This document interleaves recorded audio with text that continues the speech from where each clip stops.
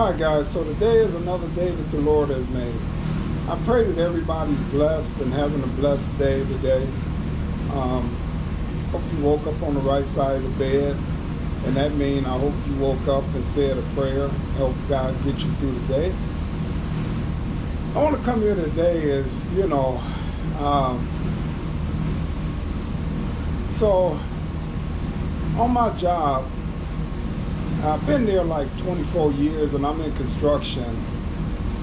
And I don't know, you work construction or be in construction, there's a lot of mean people in the construction business, I mean, from the foremen to other drivers, whatever, it's some real good people, but you can run across some idiots. And I'm gonna just say that, it's just the truth. So,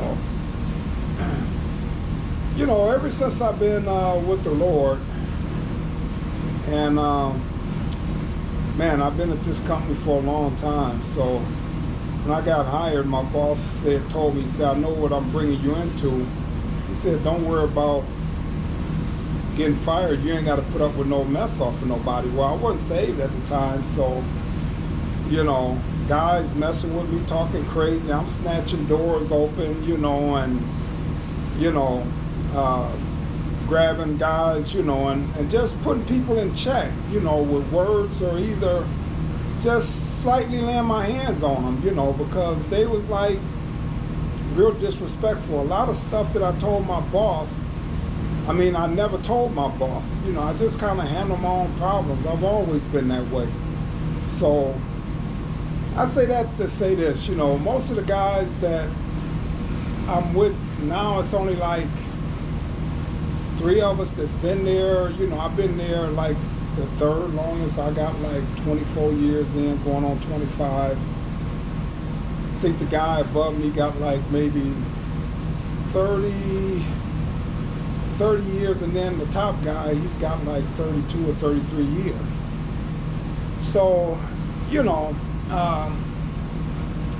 after I got saved, I prayed that God move a lot of the idiots on out the company. Now, most of the younger guys that are coming in now, a few older guys, but all of them are cool, but you still have to deal with guys outside of, the company. So, I guess I'm bringing all of this up, guys, is to say that the Lord has been working on me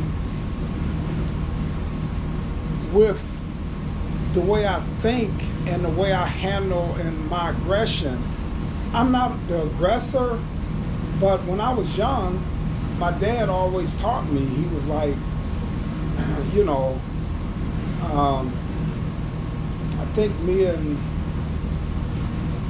my cousin got in a fight, and my dad told me, he said,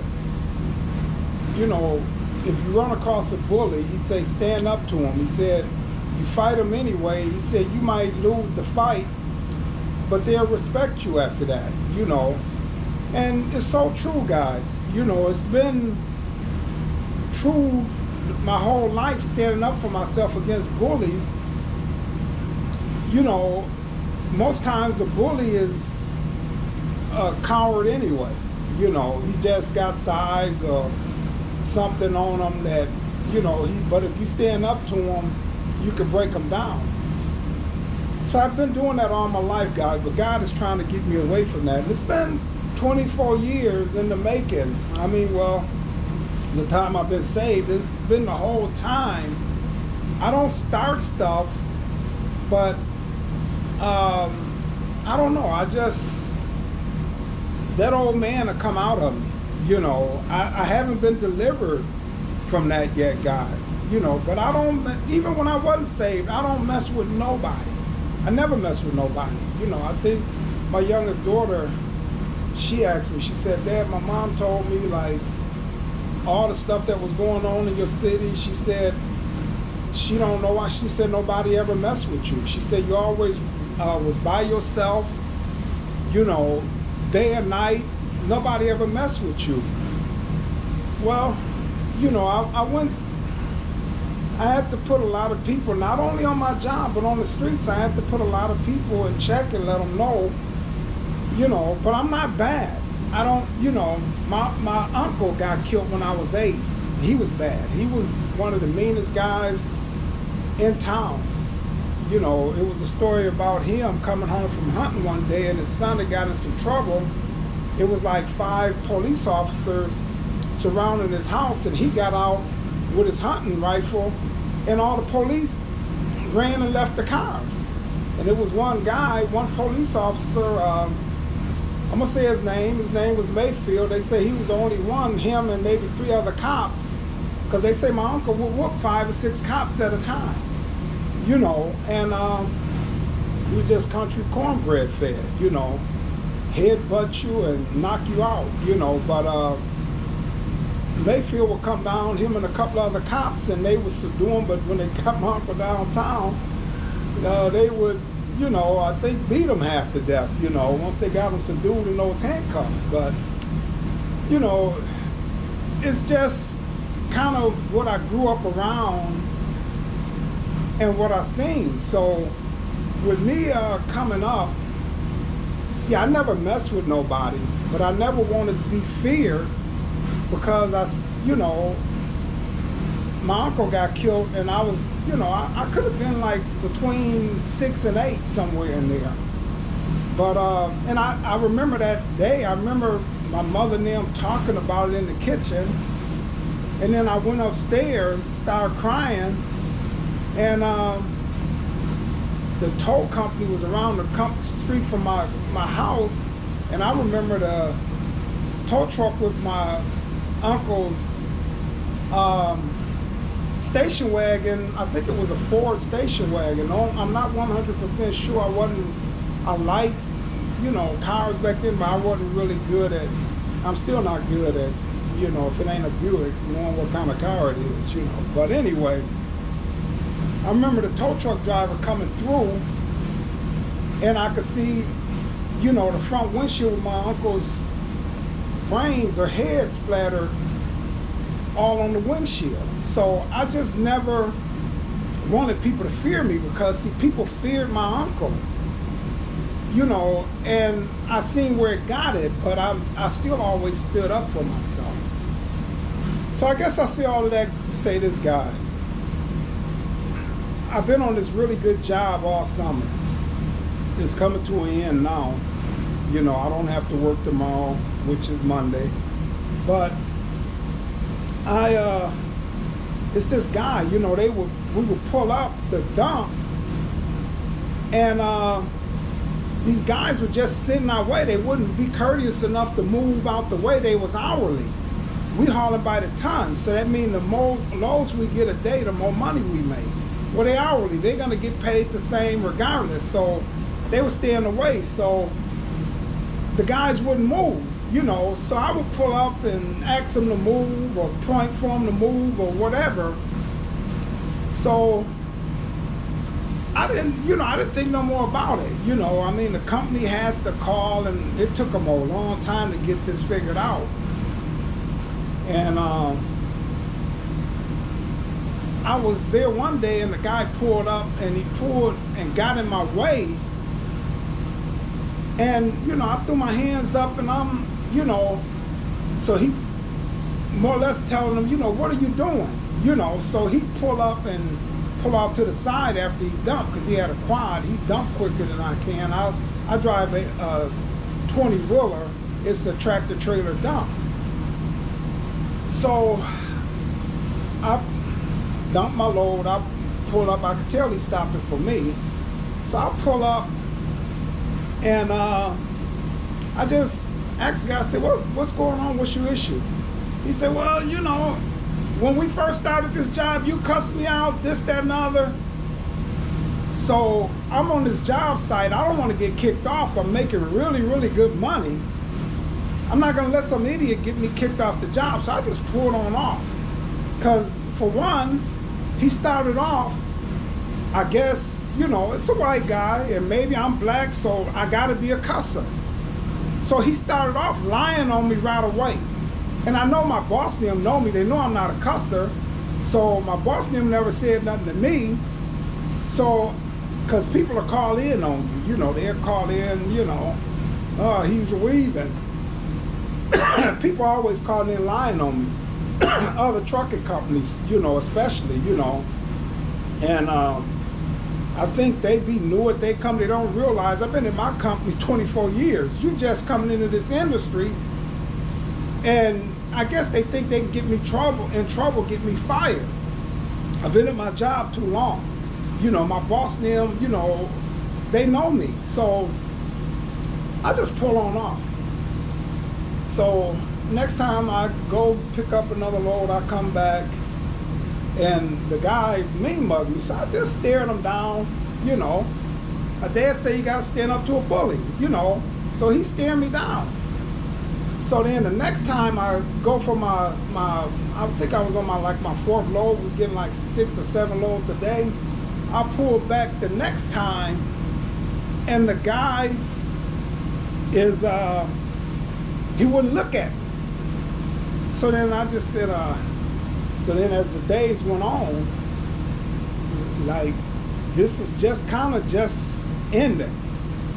So as the days go on, like a month later, I could tell the guy staring at me every time I passed. So then one day I pulled in the dump, and it was towards the end of the day. Now this guy wasn't even signed out.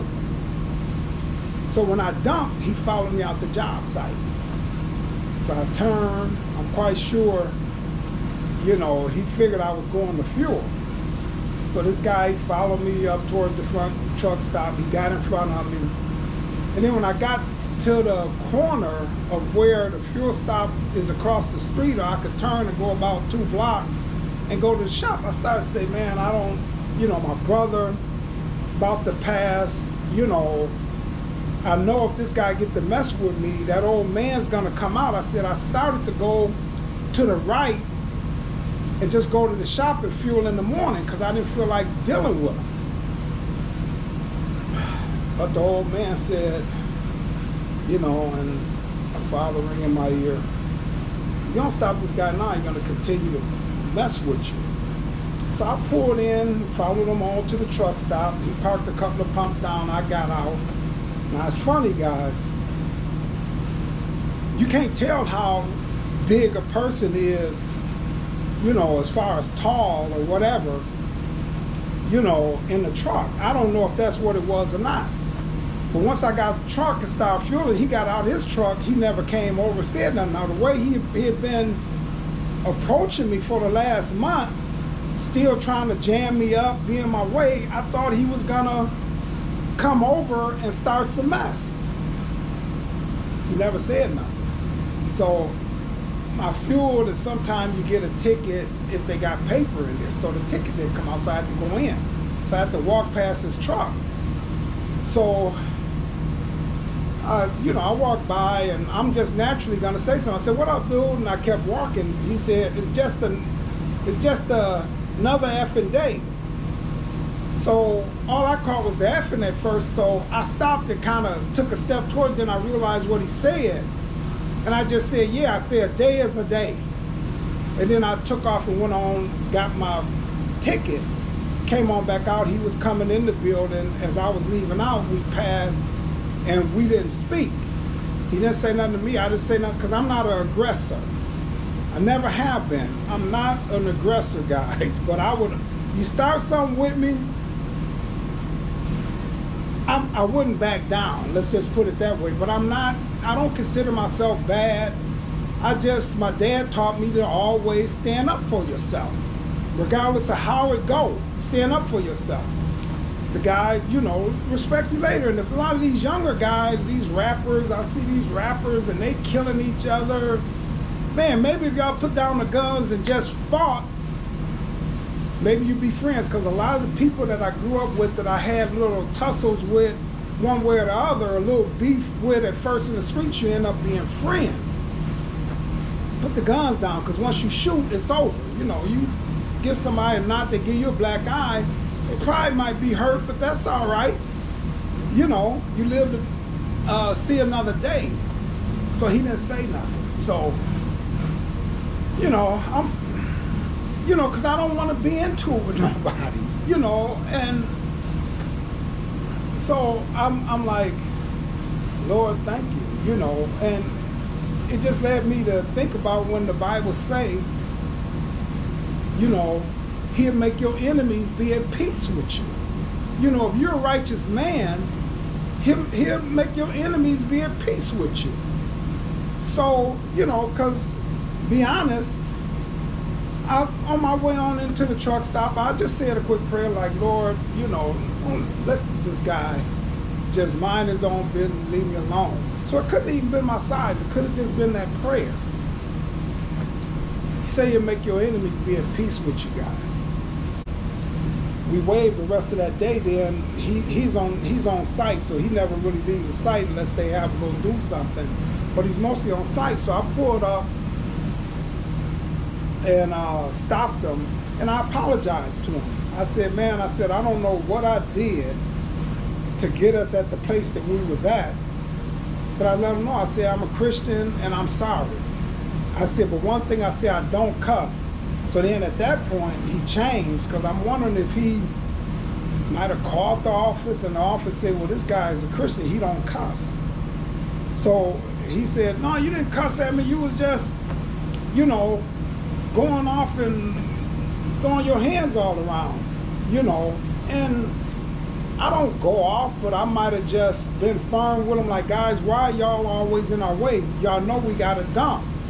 But see, a lot of times the guys don't, they think you below them.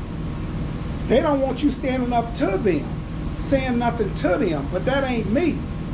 You know, if you're not better than me. I don't care how big you are, what color you are, if you saved or unsaved. You're not better than me. It's just not the way it is. That's in a virtual reality to me. You're not better than me. You know, if you're out here and you doing dirt and doing all, you're not better than me. So I say that to say that after I told him and I apologized, he apologized. And we've been talking and vibing pretty good ever since. He'll make your enemies be at peace with you. He'll put your enemies under your footstool. You know, God is going to protect you guys regardless of what you're going through. You just got to have faith in him. And yes, did I pass that test? I didn't, but when I turned to go towards him, I was just going to talk to him. I wasn't going to go and start no fight with him. I was just going to go up and say, hey, the same thing I told him that day. Man, whatever I did to you, I'm sorry. You know, but then sometimes, see, they won't let you do that. They want to still be aggressive. Then I have to go on and protect myself. But I wasn't going to turn to him and be aggressive towards him. I was just going to try to explain to him, like, man, whatever it is I did, it wasn't intentional. I'm sorry, because the Bible lets you know, if you think you have offended somebody, you know, ask for forgiveness, you know, apologize to them. So that was my plan, but I never could catch him on the job site, and that was another reason. I'm like, well, let me go over here. I'm gonna have to stand up to this guy, one way or the other, because he might not accept my kind gesture. You know, because he was cussing and stuff. So I didn't know how it was gonna go, but that old man will come out. Now this guy in his 40s, I'm 60. See, I already know if I get in it with somebody, I gotta try to hurt them quick.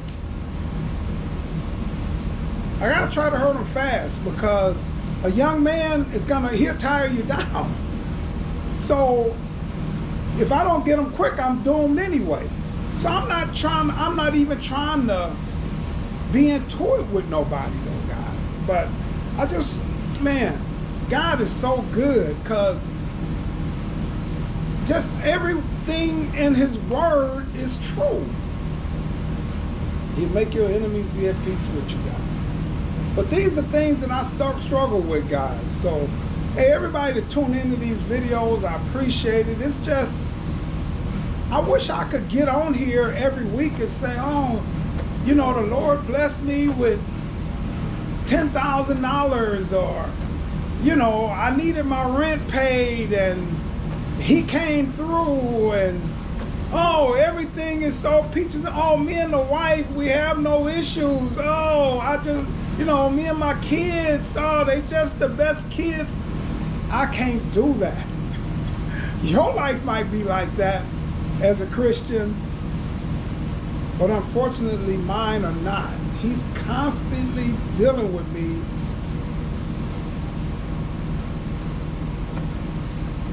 trying to get rid of that old man. I think I passed that test, but that's up to you to let me know if I did or not. I think I passed, but it's gonna be the next guy or the next thing, and you know, I got quite a few of them. Yeah, maybe I'll go back and talk next week about the one where the guy, young thug in my old neighborhood, up the hill from where I'm staying now, how he, how he took my son's phone. I had just got saved then, though. That old man was still really, whew, man. Maybe I'll talk about that next week. The guy, a young man, his father was a pastor, so he grew up in church. He ended up getting back saved after I got done with him. Maybe I'll talk about that next week, guys. But, hey, everybody have a blessed Sunday. God bless you all. I'm just, man, I wish I could come with better things to say, but my life is not all bad. God is truly, truly, truly good to me. And I think he was good to me in this situation. But I have to go through those struggles, guys. Seem like daily. All right, God bless everybody. Have a good day. All right, guys, so real quick update here. My brother, I think I talked about this last week, but my brother came home Friday. He's doing good. God is good all the time. I can't have the faith for you. If you're in your right mind, you know, you got to have the faith. So I just want to say, you know, God is good all the time, guys. My brother is good. They wasn't expecting for him to come home, guys. He was in the ICU for about a week or better.